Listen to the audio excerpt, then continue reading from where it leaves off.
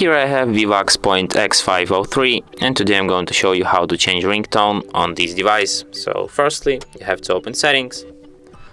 Next you have to enter audio profiles. Then you have to select audio profile for which you can change your ringtone, for example general. Then tap edit. And then here you have ringtones. You can change your ringtone for SIM 1, you can change your ringtone for SIM 2. Here you have the whole list of the preset ringtones. You can also add your own ringtone, your own audio file. It could be song, melody, whatever. So, or you can just select one of the preset. Let's listen to some of them.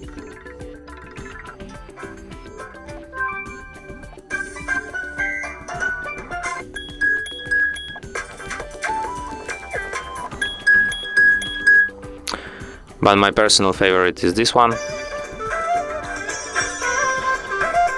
so I'll just stay with this one.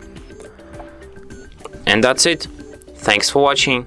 If you find this tutorial useful, don't forget to hit that like button and subscribe to our channel.